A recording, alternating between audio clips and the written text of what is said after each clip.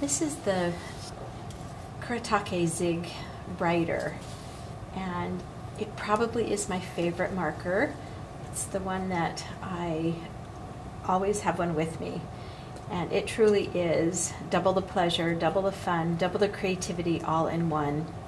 It is double-ended, and you'll notice that there are pictures on the side of the barrel that tell you this is a 0.5 and this is a 1.2, and they're both bullet points.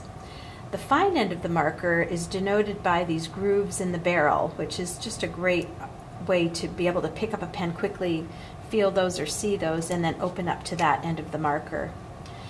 Something that we haven't talked about is the caps are ventilated so that they do not provide a choking hazard. But that makes it so that you want to make sure that your caps are snapped on tight at the end. Because it is a double-ended marker, it's best to store them horizontally so that you have access to both sides of the barrel. And all of the characteristics of it are that they're acid-free, archival quality, light-fast, waterproof, fade-proof, and they are a water-based pigment ink, meaning that when they are dry, they will work and stay where they are. Some of the fun things that you can do with lettering is, one, to remember that your letters are made up of lines and circles.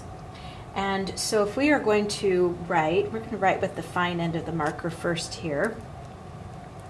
And we can come along and just simply say to yourself, okay, it is a straight line or a curved line on your circles.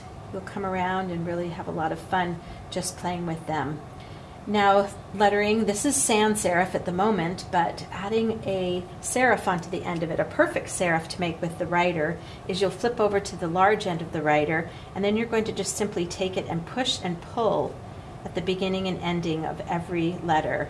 And it just makes a perfect dot lettering. So what simpler way can you have than just a fun dot on the other end? The other great part about these markers is that they retain their shape, and they will not get any of those little feelers off the end of them. They really have a lot of fun that way with them. When you're lettering, if you try and write in this perfectly straight line and you don't have lines, then you either end up going uphill or downhill. So one of my tricks is that these are the Zig memory system, and so hey, why don't we just zigzag our letters?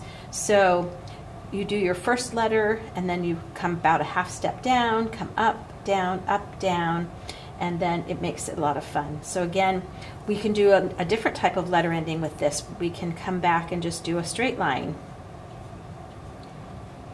on the ends of the letters. So there's so many different types of lettering styles that you can do, and letter endings and doodles. They are just the best marker for that. The other thing that you can do is to tilt your letters back and forth. So here we've taken it, we've tilted it back and forth so that, again, they're going to look creative rather than crooked as you do them. So you can just write with them. Here we're writing with the large end and going back and forth. Now if I wanted to add dots onto the end of this, if I just push it, it's not going to show up. So you actually have to draw the dots on the end. But again, it's a nice bullet point, so you can get those letters and the letter endings done so nicely. Again, you can flip to, maybe if we just want to do straight lines, or we can flip over to the skinny end and do a couple of different lines. So, and you can match your lettering to what you're writing.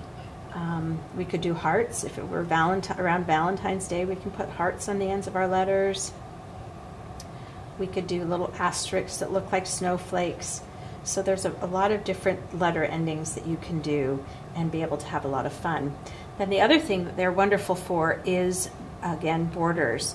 You can just do a simple squiggly line coming along, and it just provides a great framing for what you're doing. You could also come back and just do stitch lines. So lots of fun options that you can do with this writer. Again, double the pleasure, double the fun, double the creativity all in one. The writer comes in 12 different colors and is a great marker that way. So here we have an example of dot lettering that's done with the large end and written on it. Then we've used a smaller end. So when you're trying to focus on something or change it up, it's great to have it be double-ended, and you can use it both ways. And again, a little pocket to be able to put a little treat in for a birthday card. So making your own cards and then copying them off is a great way to do a project and have it be fun for that. So lettering our envelopes is another fun thing to do. So because the name of the person that you're addressing it to is so important, then it's nice to be able to do it with the large end of the marker. And again, if you kind of zigzag back and forth, you can do that. And then flip over to the skinny end of the marker. We'll do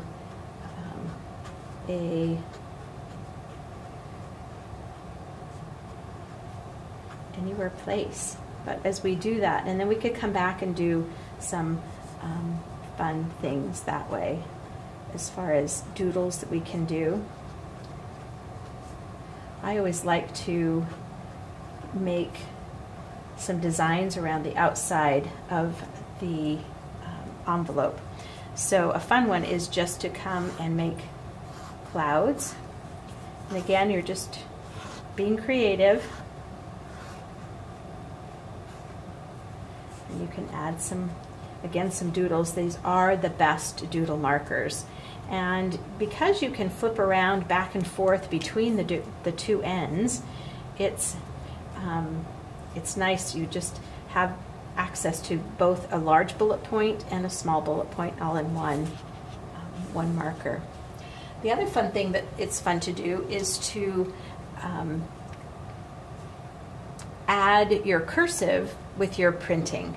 So here we've done the lettering of the surprise in a cursive, and then come back with the fine end and just done regular printing and go back and forth. So what you want to have happen is great to intermix and to mix your cursive and your printing together that way.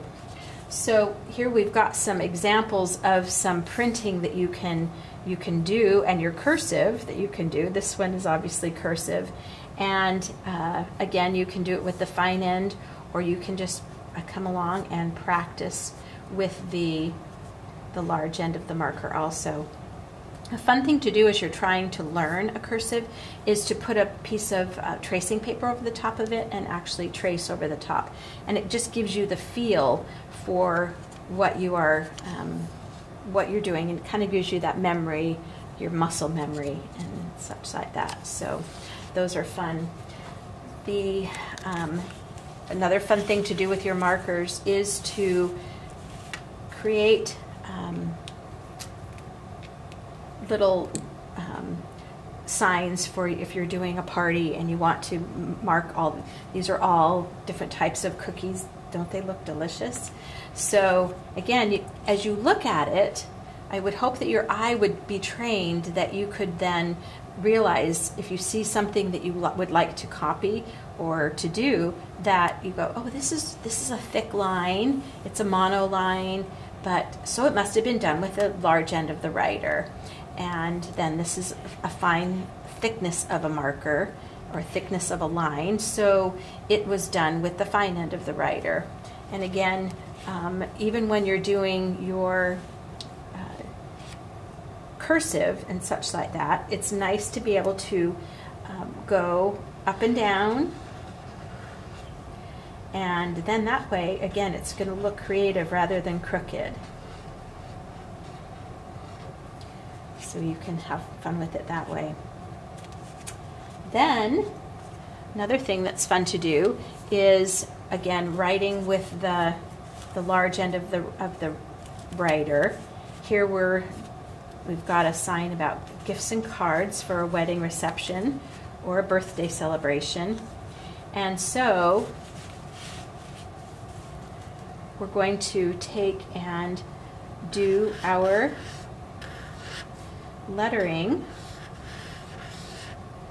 and just have it be fun. You can do it up and down, add some printing, and then continue on. Now, because this has a lot of blank space on it, it might be fun to be able to create a design. So I'm going to add some laurel arcs here, and then just some nice large petals onto it. Then we'll be able to color or paint them in with some of the Gonzai Tombi incredible watercolors that there are. So here we've got our part of it all done. So we're going to take our water brush and we're going to take our Gonzai Tombi watercolors, and the water brush is incredible that you can load it with water and have it be able to take it anywhere you want with you. So to be able to start these, I like to just drip about 3 or 4 dots into it, and then you just simply begin to enliven the ink of the wonderful palette that there is in this Gonzai Tombi. And then you can come back and just be able to paint them in. If you wanted them more opaque, well, these are very opaque. If you wanted them more watercolor, then you could water down and use a palette such as the palette here, where we could take our color and get it in there and then water it down a little bit more, and then it's going to come into more of a watercolor.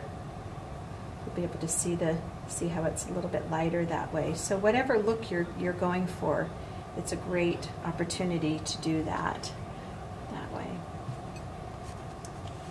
Then you would want to set these aside till they dry so that they have an opportunity to dry.